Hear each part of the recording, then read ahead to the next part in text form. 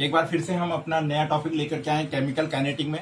देखिए बेटा, आज का टॉपिक है हमारे temperature dependence of the rate of reaction, यानी रेट ऑफ रिएक्शन की ताप पे निर्भरता कैसी है। देखिए बेटा, इससे पहले हमने डिपेंडेंस देखा था of rate of reaction dependence on the concentration, यानी कंसंट्रेशन पर ताप की निर्भरता देखी थी। यानी इफेक्टिंग फैक्टर थे concentration, temperature, catalyst and surface area.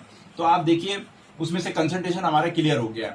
हमने कंसंट्रेशन से रिलेटेड सारे टर्म्स पढ़ लिए, ऑर्डर ऑफ रिएक्शन पढ़ लिया, एन पढ़ लिया, हमने इंटीग्रेटेड इक्वेशंस पढ़ ली, हमने first order, second order, zero order reactions पढ़ लिया। और हमने देखा कि सारे के सारे जो हमने ऑर्डर ऑफ रिएक्शंस पढ़ी, they all are dependent on concentrations of the reactant. Reactant के कंसंट्रेशन पे सब के सब निर्भर कर रहे थे। अब आता है हमारे पास कि क्या जो रेट ऑफ रिएक्शन है वो क्या टेम्परेचर पे भी निर्भर करता है। तो देखिए बेटा, कैसे निर्भर करता है। देखिए होता क्या है बेटा कि जैसे जैसे हम तापमान में वृद्धि करते हैं किसी भी रासायनिक अभिक्रिया में, यदि हम टेम्परेचर को बढ़ाते हैं तो टेम्परेचर बढ़ाने के साथ मॉलिक्यूलों की गतिज ऊर्जा बढ़ जाती है। आप सभी जानते हैं काइनेटिक एनर्जी बढ़ जाती है, यानी नंबर्स ऑफ कॉलिजन्स बढ़ जाते हैं। कॉलिजन्स जो वर्ड आ रहा है वो मैं आपको नेक्स्ट कॉलिजन थ्योरी में आपको एक्सप्लेन कराऊंगा। तो होता क्या है कि जैसे हम किसी भी रासायनिक अभिक्रिया को ताप देते हैं यानी टेम्परेचर बढ़ाते हैं, तो टेम्परेचर बढ़ाने से अभिक्रिया की जो दर है, रेट ऑफ रिएक्शन, इसमें भी बेटा वृद्धि हो जाती है। अभिक्रिया बड़ी तेजी से क्या होती है, कंप्लीट होती है और प्रोडक्ट्स अधिक मात्रा में बनना शुरू हो जाता है। देखिए इसे कैसे समझे, इसे एक ग्राफ के द्वारा समझने की कोशिश करते हैं। ये टेम्परेचर के डिपेंडेंस किस प्रकार से हो सकती है रेट ऑफ रिएक्शन पे। We have plot here a graph. Here is Y axis पे हमारे पास है fraction of molecule, fraction of molecule, fraction of molecule, and that is the increasing mode. Here is we have the energy, ये हमारे पास fraction of molecule है। Here यहाँ पे हमारे पे एनर्जी है और एनर्जी भी कैसी है, हमारे इंक्रीजिंग फॉर्म में। अब देखिए बेटा, यहाँ पर ये लाइन मैंने मारी है, दिस इज द ई ए, ये हमारा है ई ए, इसे बोलते हैं हम एक्टिवेशन एनर्जी। क्या कहते हैं हम इसे? एक्टिवेशन एनर्जी कहते हैं। अभी नेक्स्ट टॉपिक में हम एक्टिवेशन एनर्जी को क्लियर करेंगे। पहले मैं आपको टेम्परेचर के बारे में बता रहा हूँ कि किस प्रकार से 10 डिग्री सेंटीग्रेड टेम्परेचर बढ़ाने पर रेट डबल हो जाता है। देखिए बेटा, माना कोई रिएक्टेंट है, उस रिएक्टेंट को हमने एनर्जी दी और वो रिएक्टेंट एनर्जी पाने के बाद इस प्रकार से प्रोडक्ट में कन्वर्ट हो गया। देखिए लाइक दिस, ये जो लाइन देख रहे हैं आप एक्टिवेशन एनर्जी की सीथ में, जो ये लाइन है, this is the activation energy. देखिए एक प्रोडक्ट है जिसको हमने T डिग्री सेंटीग्रेड का जो टेम्परेचर था उस पे कोई प्रोडक्ट रिएक्टेंट गया और रिएक्टेंट बनने के लिए क्या हुआ, उसने अपने एक बैरियर को पार किया और वो कहाँ चला गया, उसने प्रोडक्ट बना लिया। ये क्या बना रहा है, यहाँ से रिएक्टेंट यहाँ जाके क्या बन रहा है, इसका प्रोडक्ट बन रहा है। क्या बन रहा है? प्रोडक्ट। अब देखिए कोई भी रिएक्टेंट को प्रोडक्ट बनाने के लिए कितनी एनर्जी की आवश्यकता है? एक्टिवेशन एनर्जी से ज्यादा एनर्जी की उसको आवश्यकता होता है। यानी कोई भी रिएक्टेंट जब रिएक्टिव होगा, एक्टिव होगा, तो कितना एक्टिव होगा, उसके लिए उसको एक्टिवेशन एनर्जी चाहिए। उसकी वैल्यू कितनी होनी चाहिए? एक्टिवेशन एनर्जी से ज्यादा होनी चाहिए। जो भी रिएक्टेंट की value greater than the activation energy होगा वो प्रोडक्ट में कन्वर्ट हो जाएगा। वो एक्टिवेशन एनर्जी में मैं आपको क्लियर कराऊंगा। अब देखिए प्रोडक्ट में कितने, यहाँ पे प्रोडक्ट, ये जो एरिया देख रहे हैं आप एक्टिवेशन एनर्जी की अपवर्ड्स में, जो ये स्ट्रेट ग्राफ जा रखा है, इस ये जो हमारा कवर्ड एरिया है, देखिए ये एक्टिवेशन एनर्जी से ग्रेटर देन मॉलिक्यूल्स हैं, जो किस में कन्वर्ट हो गए हैं? प्रोडक्ट में कन्वर्ट हो गए। जो किस में कन्वर्ट हो गए? यहां से रिएक्टेंट गया, एक्टिवेशन एनर्जी से ज्यादा एनर्जी लिए हुए प्रोडक्ट्स में कन्वर्ट हो गए। सारे के सारे नहीं होंगे, कुछ रिएक्टेंट क्या होंगे, प्रोडक्ट में कन्वर्ट होंगे। अब देखिए कैसे हुआ। माना इस जो कवर्ड एरिया को मैं अगर आपको ए, बी और सी और डी मान लूं, ये तो हो गया T डिग्री सेंटीग्रेड टेम्परेचर पे। अब आता है कि यदि हम, ये नॉर्मल टेम्परेचर था रिएक्टेंट का, जिसमें कुछ प्रोडक्ट गए और उन्होंने, कुछ रिएक्टेंट ने एनर्जी प्राप्त करी, प्रोडक्ट में कन्वर्ट हो गए, कंप्लीटली नहीं हो। लेकिन यदि हम इसको टेम्परेचर दे दें, तो यदि हमने इसको तापमान दिया यानी 10 डिग्री सेंटीग्रेड टेम्परेचर दिया, तो आप देखिए बेटा 10 डिग्री सेंटीग्रेड टेम्परेचर देने पर लाइक दिस, ये जो टेम्परेचर है ये यहाँ पर हमारे पास 10 डिग्री सेंटीग्रेड प्लस 10 है। यानी टेम्परेचर में कितने की वृद्धि करी हमने? 10 डिग्री सेंटीग्रेड की। कितने की वृद्धि करी? 10 डिग्री सेंटीग्रेड। और 10 डिग्री सेंटीग्रेड की वृद्धि करने पर आप देख रहे हैं ये जो एरिया आपका आया एक्टिवेशन एनर्जी के ऊपर, डी और सी के ऊपर, अगर मैं इसे भी प्लॉटिंग कर दूं, कवर्ड कर दूं, तो ये प्रोडक्ट का एरिया हो गया। ये क्या हो गया हमारे यहाँ पे, फिर से प्रोडक्ट का ये सी एंड डी। इस प्रोडक्ट एरिया को मैं अगर सी डी, इसको ई मान लू और इसे एफ मान लू, तो आप देख रहे हैं बेटा यहाँ पर गौर से देखिए कि जब 0 डिग्री सेंटीग्रेड यानी नॉर्मल टेम्परेचर था, तब एक्टिवेशन एनर्जी को पार कर करके ग्रेटर देन एक्टिवेशन से इतने प्रोडक्ट बने, देखिए दिस एरिया। लेकिन जैसे ही हमने 10 डिग्री सेंटीग्रेड का टेम्परेचर को इंक्रीज किया, तो ऐसे में देखिए ये जस्ट इसका डबल बन गया। रेट ऑफ रिएक्शन, ये क्या है, प्रोडक्ट बनना मतलब रेट ऑफ रिएक्शन है, कितने अधिक मात्रा में प्रोडक्ट बन रहा है वही हमारे क्या कहलाता है, रेट ऑफ रिएक्शन कहलाता है। तो खैर ये जो कहलाया हमारा, ये क्या है हमारा, rate of reaction, rate of reaction. और ये क्या हो गया, जस्ट डबल। देखिए रेट ऑफ रिएक्शन पहले से क्या हो गया, डबल हो गया। अब देखिए अगर मैं इसी को डॉटेड लाइन में इधर बढ़ा दूं, एक्टिवेशन एनर्जी के प्लॉट को डॉटेड लाइन में यहां टेम्परेचर के साथ में बढ़ाऊं पहला, और ये हमारा देखिए दूसरा डॉटेड लाइन में इधर बढ़ाऊं, तो आप देखिए यहां पर ये जो पोर्शन है fraction of molecule just double हो गया। फ्रैक्शन ऑफ मॉलिक्यूल्स भी क्या हो गए, डबल हो गए। The fraction of molecule increase होने के कारण रेट ऑफ रिएक्शन क्या हो गया, डबल हो गया। तो आपने देखा कि टेम्परेचर में मात्र 10 डिग्री सेंटीग्रेड का चेंज करने पर हम देख रहे हैं कि अभिक्रिया की जो दर है या वेग है वो कितना हो जा रहा है, डबल हो जा रहा है। और वो प्रोडक्ट में क्या हो रहा है, अपनी एक्टिवेशन एनर्जी को पार करके प्रोडक्ट्स क्या हो रहे हैं, डबल मात्रा में रिएक्टेंट प्रोडक्ट्स में कन्वर्ट हो रहे हैं। ये हमारा रेट ऑफ रिएक्शन। अब देखिए रेट ऑफ रिएक्शन डबल क्यों हुआ, क्योंकि फ्रैक्शन ऑफ मॉलिक्यूल भी डबल हो गया। फ्रैक्शन ऑफ मॉलिक्यूल डबल क्यों हुआ, क्योंकि मॉलिक्यूल के टेम्परेचर बढ़ाने के साथ क्या बढ़ गया, कॉलिजन ऑफ मॉलिक्यूल बढ़ गए। क्या बढ़ गया हमारा, कॉलिजन ऑफ मॉलिक्यूल इंक्रीज हो गया। कॉलिजन ऑफ मॉलिक्यूल क्या हो गया हमारा, increase. Because collision of molecule is increase. जब कॉलिजन यानी मॉलिक्यूलों की टकराने की जो टक्कर होती है, वो टक्करों की संख्या बढ़ेगी तो रिएक्शन उतनी होगी। कोई भी रासायनिक अभिक्रिया क्या होती है, जब रिएक्टेंटों के मॉलिक्यूल्स के बीच में क्या होती है, कॉलिजन्स होती हैं। और कॉलिजन्स भी कैसे होनी चाहिए, इफेक्टिव होनी चाहिए। यानी इफेक्टिव कॉलिजन्स की संख्या बढ़ने के साथ में फ्रैक्शन ऑफ मॉलिक्यूल बढ़ने के साथ क्यों बढ़ा, क्योंकि इफेक्टिव ऑफ कॉलिजन इंक्रीज हो गया। और इफेक्टिव ऑफ कॉलिजन इंक्रीज होने के कारण रेट ऑफ रिएक्शन क्या हो गया, डबल हो गया। सो दैट बेटा this is the temperature dependence of rate of reaction.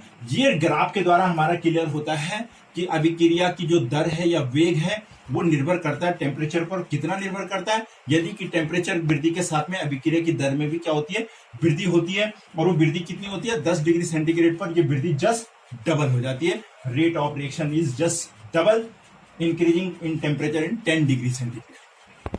Now बेटा अब हमारे पास नेक्स्ट पॉइंट है कॉलिजन थ्योरी। नेक्स्ट पॉइंट क्या है हमारे पास, कॉलिजन थ्योरी। अब देखिए कॉलिजन थ्योरी, अभी हमने डिपेंडेंस ऑफ द टेम्परेचर देखा रेट ऑफ रिएक्शन पे। अब मैं वहां पे आपको एक एक्टिवेशन एनर्जी की बात कर रहा था, मैं कॉलिजन्स की बात कर रहा था। तो अब हम आगे उस पॉइंट पे जिसको हम कहते हैं collision theory.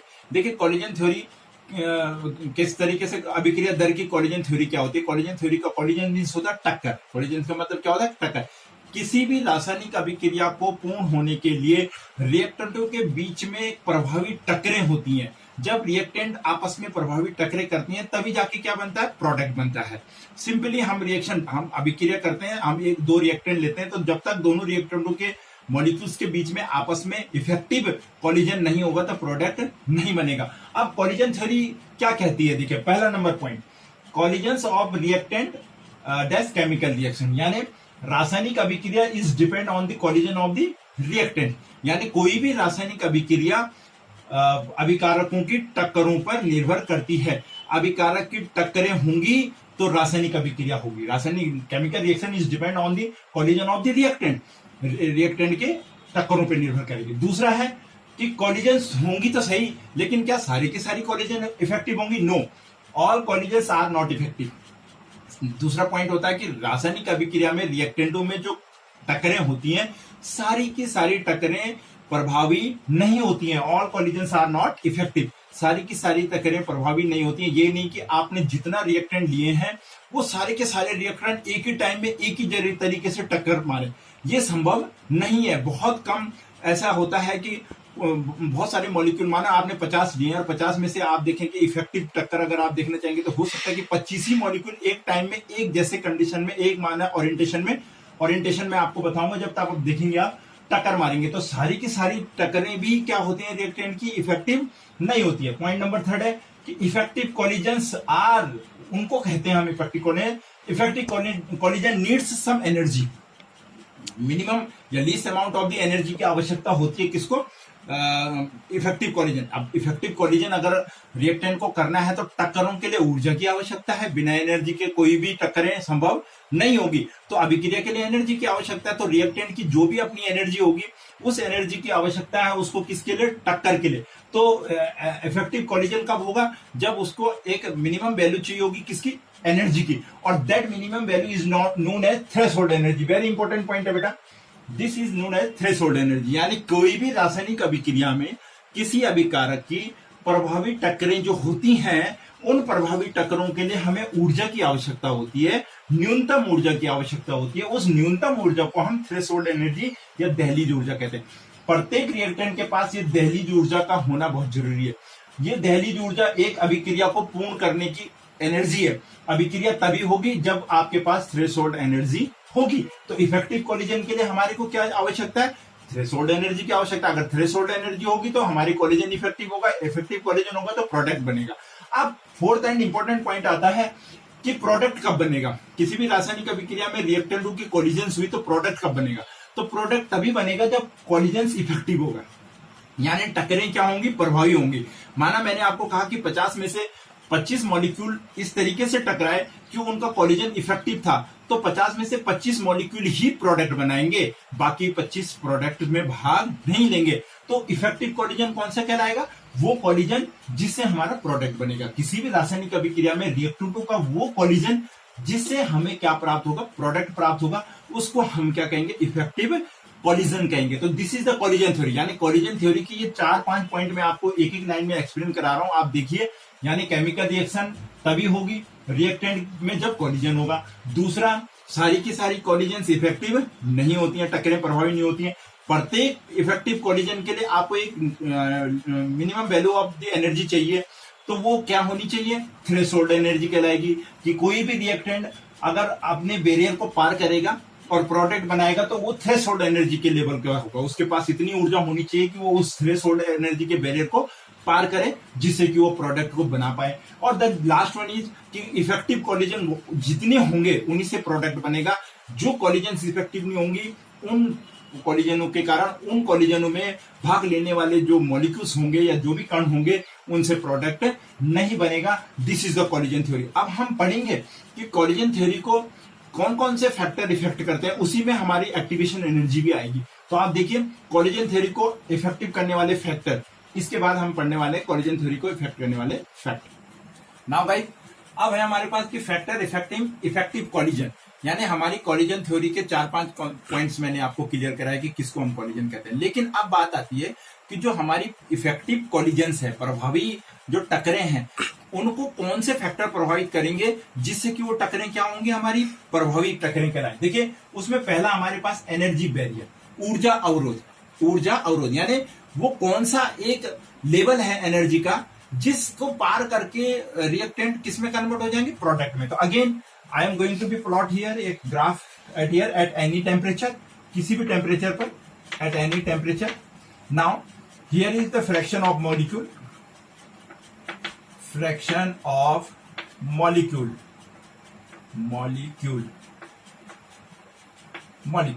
Here is increasing mode. यहां हमारा आ गया energy, this is also the increasing form. अब देखिए बेटा, मैं एक लाइन यहां पे खींच रहा हूं बीचों बीच में। दिस लाइन, देखिए इस लाइन को आपको समझना है। ये लाइन क्या है, ये एक बैरियर है। माना कोई रासायनिक अभिक्रिया होगी, उस अभिक्रिया को पूर्ण करने के लिए उसके मार्ग में कोई ऑब्स्टिकल है। अगर उस ऑब्स्टिकल को जो रिएक्टेंट पार कर देंगे वही किस में कन्वर्ट होगा, प्रोडक्ट में कन्वर्ट करेगा। फॉर टाइम बीइंग कि माना कुछ पीपुल्स हैं यहाँ पे, 10 या 20 लोग हैं, उन 10-20 लोगों को इस बैरियर को पार करके इस एरिया में पहुंचना है। फॉर एग्जांपल, इस बैरियर को पार करके कहां जाना है, इस एरिया में जाना है। तो उनको इस बैरियर को पार करने के लिए उनके पास इस तरीके की एनर्जी होनी चाहिए। माने यहाँ 20 लोग थे, 20 लोगों ने यहाँ से जंप किया, बच्चे यहाँ पे जंप नहीं कर पाए, कुछ लोग जंप करे और जंप करके यहाँ निकल गए इस एरिया में, लेकिन सारे के सारे इस बैरियर को पार नहीं कर पाए, दूसरे एरिया में नहीं जा पाए। तो ठीक उसी प्रकार से आप समझ लीजिए, यदि माना हमारे पास कोई रिएक्टेंट है तो रिएक्टेंट की अपनी एक एनर्जी है। उस रिएक्टेंट के पास प्रभावी टक्करें होने के लिए इतनी ऊर्जा की आवश्यकता होनी चाहिए कि वो रिएक्टेंट इस बैरियर को पार करके प्रोडक्ट में कन्वर्ट हो जाए। किसी भी रासायनिक अभिक्रिया को पार करने के लिए एक बैरियर होता है। ये बैरियर हमारी थ्रेशोल्ड एनर्जी है, जिसे हम ऊर्जा बैरियर कहते हैं। क्या कहते हैं? ऊर्जा बैरियर। देखिए मैं ग्राफ प्लॉट कर रहा हूं। माना यहाँ पे हमारे पास एक रिएक्टेंट है, वो रिएक्टेंट, कुछ रिएक्टेंट थे, रिएक्टेंट को एनर्जी मिली और उस रिएक्टेंट ने एनर्जी प्राप्त करके इस बैरियर को पार किया और वो कन्वर्ट हो गया किसमें? प्रोडक्ट में। Like this. यहाँ पे हमारे पास क्या था? रिएक्टेंट। यहाँ पे क्या मिला हमको? प्रोडक्ट। ये जो एरिया आया हमारा कवर्ड एरिया, जिसको मैंने अभी पीछे आपको एक्टिवेशन एनर्जी के रूप में बताया, वो किसमें कन्वर्ट हुआ? हमारे प्रोडक्ट में। लेकिन ये जो बैरियर था, ये वाला पॉइंट, दिस पॉइंट, ये कहलाता हमारा थ्रेशोल्ड एनर्जी। Threshold energy. और यही थ्रेशोल्ड एनर्जी हमारा एरियर एनर्जी बैरियर है। देखिए बेटा, इसको समझिए। किसी भी रासायनिक अभिक्रिया को पूर्ण करने के लिए या कोई भी केमिकल अभिक्रिया जो होती है, उसके पास थ्रेशोल्ड एनर्जी होना बहुत जरूरी है। रिएक्टेंट जो थ्रेशोल्ड एनर्जी के बैरियर को पार कर जाते हैं, यानी इट मींस रिएक्टेंट की ऊर्जा इस थ्रेशोल्ड एनर्जी से ज्यादा होनी चाहिए। यानी वो न्यूनतम ऊर्जा हम जिसकी बात कर रहे थे इफेक्टिव कोलिजन के लिए, जिन रिएक्टेंटों के पास इतनी ऊर्जा थी कि वो इस बैरियर को पार करके प्रोडक्ट में कन्वर्ट हो गए, वो जो कहलाया वो हमारा इफेक्टिव कोलिजन कहलाया। क्या कहलाया हमारा? कौन सा? इफेक्टिव कोलिजन को क्या इफेक्ट कर रहा है? Threshold energy. यानी रासायनिक अभिक्रिया के पूर्ण होने के लिए रिएक्टेंट के पास इतनी ऊर्जा होनी आवश्यक है कि वो इस बैरियर को पार कर जाए। इसलिए ये बैरियर हमारी थ्रेशोल्ड एनर्जी है, और जो इसको पार करेगा वही किसमें कन्वर्ट हो जाएगा? प्रोडक्ट में कन्वर्ट हो जाएगा। वही किसमें कन्वर्ट हो जाएगा? प्रोडक्ट में कन्वर्ट हो जाएगा। किसी भी केमिकल अभिक्रिया के लिए थ्रेशोल्ड एनर्जी का होना बहुत आवश्यक है। This is the energy. Now बेटा, नेक्स्ट इफेक्टिंग पॉइंट है जो फैक्टर इफेक्ट करता है कोलिजन को, वो है ओरिएंटेशन बैरियर, अभिविन्यास अवरोध। ओरिएंटेशन बैरियर ऊर्जा के बाद। अब देखिए, ओरिएंटेशन बैरियर में क्या होता है कि कोई भी रासायनिक अभिक्रिया हो, उसमें कोई भी अभिकारक यानी रिएक्टेंट जब टकराते हैं, आपस में टकराते हैं, तो उनका ओरिएंटेशन प्रॉपर ओरिएंटेशन होता है। यानी एक उपयुक्त ओरिएंटेशन में वो टक्कर मारते हैं। और ऐसे में क्या होता है, जब उनका प्रॉपर ओरिएंटेशन होगा तो पुराने बंध टूट करके नए बंधों का निर्माण करते हैं। भाई रिएक्टेंट आपस में अभिक्रिया करेंगे तो बॉन्ड ब्रेक्स होंगे, बॉन्ड ब्रेक्स होंगे तो नए बॉन्ड फॉर्मेशन होगा। तो पुराने बॉन्ड ब्रेक होते हैं और नए बॉन्डों का फॉर्मेशन होता है। लेकिन पुराने बॉन्ड टूटने का मतलब क्या है कि रिएक्टेंट आपस में अभिक्रिया करेंगे, नए बॉन्ड फॉर्मेशन का मतलब क्या है? प्रोडक्ट को बनाएंगे। लेकिन सबसे बड़ी बात आती है कि प्रॉपर ओरिएंटेशन हम किसको कहेंगे? जिससे हमारा इफेक्टिव कोलिजन होगा, जो हमारे इफेक्टिव कोलिजन के लिए सही होगा। तो देखिए, I have a reaction at here A2 plus B2 arrow 2AB। एक अभिक्रिया है जिसमें रिएक्टेंट A2 है हमारे पास, B2 है और 2AB। अब हमने इसका देखना है कि प्रॉपर ओरिएंटेशन कैसे होगा। फॉर एग्जांपल देखिए बेटा, we have A2 molecules of A2। देखिए ये हमारे पास A2 है और प्लस हमारे पास ये मॉलिक्यूल्स हैं किसके? B2 के। देखिए this is the A, this is BB। अब ये रासायनिक अभिक्रिया हो रही है, ये रिएक्शन होगी, और ये जब रिएक्शन होगी तो देखिए बेटा A एंड B अब आपस में प्रोडक्ट बनेगा, तो जाहिर सी बात है कि उन पे क्या होगा? कॉलिजन्स होगा उनका प्रॉपर। तो देखिए A मॉलिक्यूल, ये A2 थे, B2 थे, इसलिए दो मॉलिक्यूल B लिए, और आप देखिए आप यहाँ पे कॉलिजन हो रहा है। This is the collision. यहाँ पे टक्कर, मॉलिक्यूल्स आपस में क्या हो रहे हैं? टकरा रहे हैं। तो क्या देखिए, ये टक्कर हुई, यहाँ पर क्या हुई है? टक्कर। यहाँ पे क्या हुई? मॉलिक्यूल्स की आपस में टक्कर। और देखिए ये क्या बना हमारा? A और B, यानी AB दोनों रिएक्टेंट आपस में आमने सामने हो गए और टक्कर क्या होगी? इसमें इफेक्टिव होगी। ये है हमारे पास प्रॉपर ओरिएंटेशन। हमारे पास किसी भी रिएक्टेंट का ओरिएंटेशन कैसा होना चाहिए? This is called proper orientation. Proper हमारे पास क्या है? Orientation. This is called proper orientation. अब देखिए ये कॉलिजन क्या कहलाएगा हमारा? देखिए बेटा, effective collision. Effective collision, understood? आप समझे ये इफेक्टिव कॉलिजन क्यों हुआ? देखिए इसमें ए बी अणु आमने सामने है, चार है रिएक्टेंट, दो ए के, दो मॉलिक्यूल किसके सामने दिख रहे हैं आपको? बी के, और दोनों ही चारों आपस में क्या है? प्रॉपर डायरेक्शन में टकरा रहे। जब इस प्रकार की कोलिजन्स होगा, जब अणुओं के बीच, रिएक्टेंट के कणों के बीच इस प्रकार की टक्कर होगी, तो वो टक्कर प्रभावी टक्कर होगी, और यही प्रभावी टक्कर किसमें कन्वर्ट हो जाएगी? प्रोडक्ट में कन्वर्ट हो जाएगी। किसमें कन्वर्ट हो जाएगी?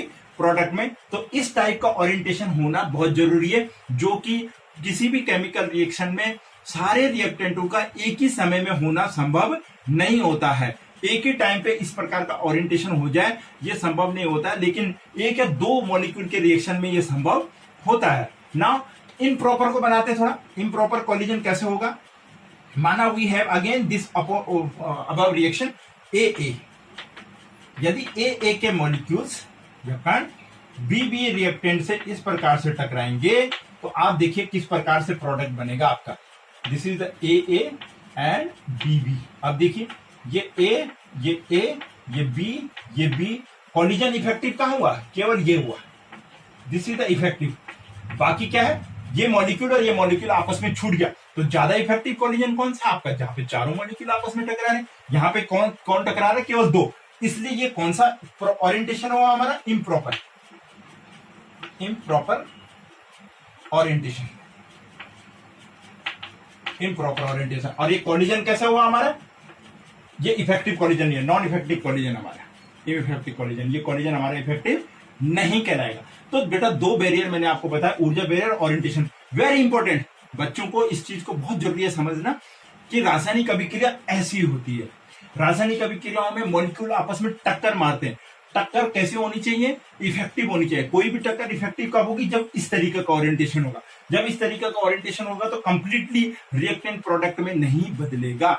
और दो रिएक्टेंट वाली अभिक्रियाओं में orientation most of the reactant product में कन्वर्ट हो जाते हैं, क्योंकि टक्करें ओरिएंटेड वे में इफेक्टिव कोलिजन होते हैं। लेकिन कोई जरूरी नहीं है कि ये मॉलिक्यूल नंबर ऑफ रिएक्टेंट 3 हो तो टक्करें क्या नाम कहते हैं इफेक्टिव हो जाए, ये संभव नहीं होता है। तो this is the collision theory. And collision theory को इफेक्टिव करने वाली एक कारक है जिसको हम ऊर्जा बैरियर, थ्रेशोल्ड एनर्जी हमको याद रखनी है, और कोलिजन, इफेक्टिव कोलिजन का ओरिएंटेशन याद रखना है एक्टिवेशन एनर्जी में। Thank you.